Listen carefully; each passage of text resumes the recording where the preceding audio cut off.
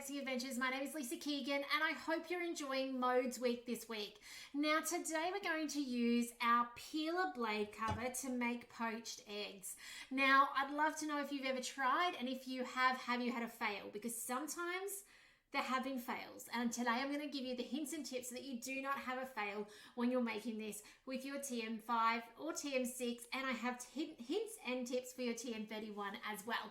So first thing you do need to do is actually put in your blade cover. Now I've got on the screen a guided recipe. It'll guide me through today. However, you can do it without this recipe, okay? You do need a blade cover, or TM31, you need a simmering basket. So I'll talk about that as well, but I will go through this as a bit of a guide today. So the first thing I'm going to do is add my, actually it says to line a paper towel in a plate, got that sorted, and crack some eggs into bowls. You do want them pre-done, and I'll talk more about that shortly. The next thing you do is insert your blade cover. We always put that in before it is hot, because there's no point trying to put that in when there's boiling water in there. So in that goes, high for high. I've already made mention of this the other day. So that goes in and it's ready to go. And if you've got the little black one instead, it's the same process. It just plops in over the top. Now it says 1,070 grams of water. So I've actually boiled the kettle to shortcut this step. Now I don't think it's going to, it's not going to take 10 minutes, but I don't think I'm going to be able to stay on camera the whole time. Certainly not when I didn't fill the jug all the way to the top. So it's going to be half and half today. I thought, oh, that'll be good. I'll shortcut it. It is a fair amount of water. We're filling the bowl up a long way. Now, if you do have a TM31, just put 1,500 in yours, okay? So not quite that much, because you need to allow for the capacity for it to be boiling, and then to add the eggs, which will obviously bring up the water level as well. Now you'll see the magic ingredient is vinegar. Okay, this is what helps your eggs congeal and stick together. So if you don't have vinegar, it's not going to work. It's going to make a really big mess. So don't skimp out on that, and it's okay to be, okay, I was going to say a little more. I didn't mean double more, but that's okay. All right, doesn't really matter. And it's just white vinegar, nothing fancy about that. Next, so on with the lid, and it's going to now spend some time getting it to go to boil. So 15 minutes it says at 100 degrees and up to speed once. It's a slow stir. Now if you've put in boiling water like me, you can see it sitting there at 80 degrees, no 50 degrees, 50. It isn't going to take 15 minutes.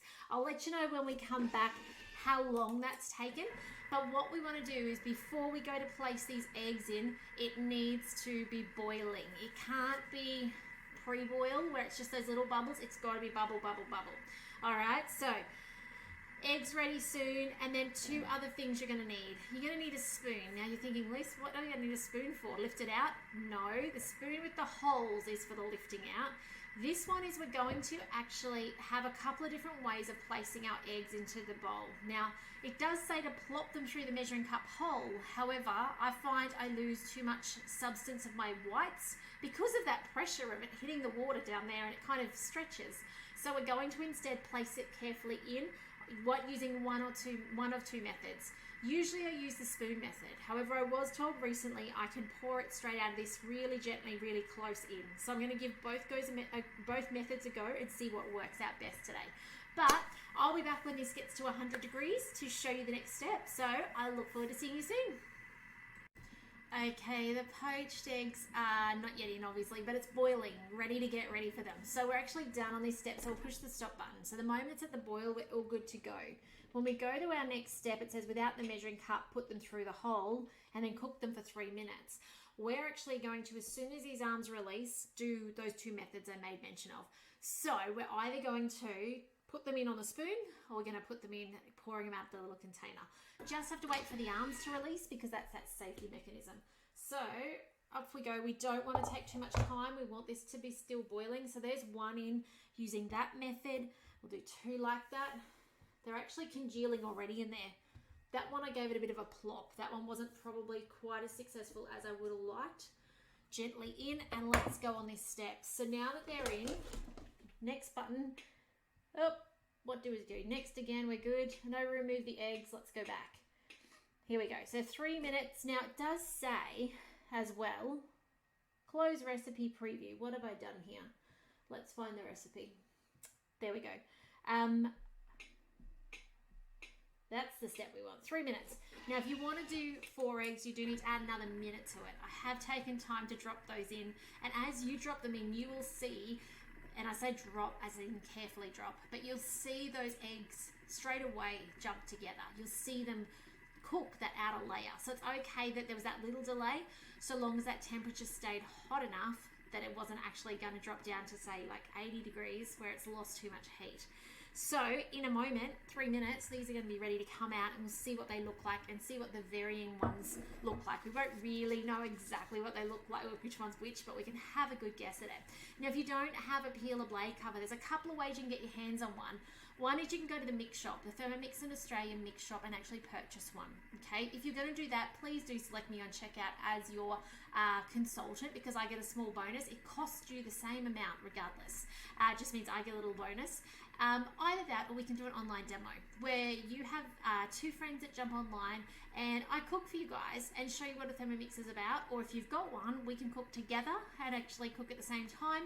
Or you could have a couple of friends to your house to actually cook as well. So there's lots of different ways we can do an online demo to get you one of these discounted or free if a friend is ready to purchase their Thermomix. If your blade cover isn't what you want, we do have thermoservers and mats and all sorts of things to help you get more out of your Thermomix. And on that note, I do hope you're really enjoying these videos and learning more about the things that the TM6 can do to make your life easier, to save you time, to save you money.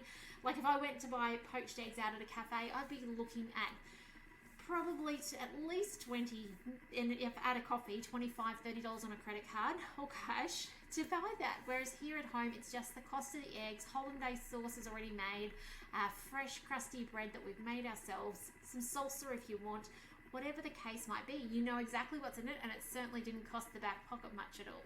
So, you know, having a Thermomix can very much save you money and let you make the most amazing food easily and simply, and pretty much foolproof as well, which is pretty cool.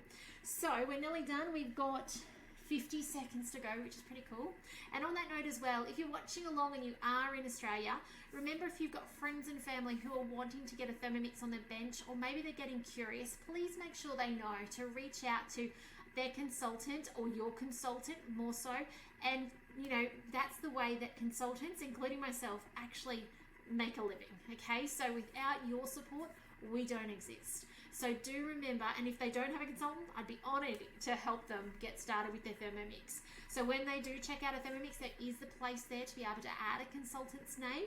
So if they know someone, well and good. If you're watching and you're the one who's inspired them, I'd love you to let them know that I would love to help them, because then I can honor you in that as well.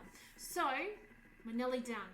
But there's a little bit of history on Thermomix and what's going on in Australia at the moment and how to purchase a Thermomix. So we're done. Off with this lid. Look at that, poached eggs. So easy. So let's have a look at these final products in here. They're floating around beautifully on top. Are they intertwined with each other, or can I get them out separately? Sometimes the little egg white tail kind of wraps, especially with the fact that we're moving in there. All right, there's a bit of a connection here with 2 eggs, but there we go. Look, there is. Can I show you that? There's one beautiful poached egg, and I'm putting it on paper towel because it sucks up. Just put that there. Look at that. Sucks up that water. Now, we don't want to leave them in here too long, but I'm mindful of the fact that I want to separate.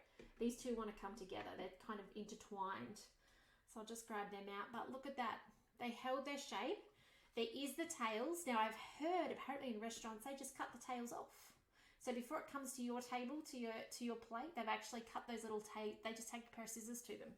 So if you're ever wondering, why do mine look like they're stretched out? I'm just going to see if there's much left in here. This is all that's left. Look at that. I don't mind eating that. I'm not going to let that go to waste. But if you ever have wondered why they look so perfect, it's actually because they do get to them with a pair of scissors before we get them. So that's why. Oh, come on off the thing. There we go. All right. There you go. Poached eggs in the Thermomix. Now, TM31 people, use your simmering basket just to keep them away from the blades. You will find it's a little bit more messy in the sense that it's stringy. However, when I used to do it in my TM31, when I first became a consultant, we only had the simmering basket method, and I was dropping them through the lid as per the recipe said. I'm going to say after today and doing this, you actually want to be placing it in the water, either on the spoon, which actually is the one I think that's landed on its own, or pouring it out. And I'd actually say spoon method was neater than pouring it out of the little containers. And when I say pour it out, I poured it out right like to the top of the water, very carefully without burning myself. So Give these a go. Tell me what you think. There'll be no more fails now that you've seen me do this video, which is why I show up to help you get more out of your Thermomix. So I'm going to go put these on toast with some avocado and enjoy. So take care, and I look forward to seeing you in the next video soon, helping you get more out of your Thermomix. But thanks for joining me today, guys. My name's Lisa Keegan from Thermomix.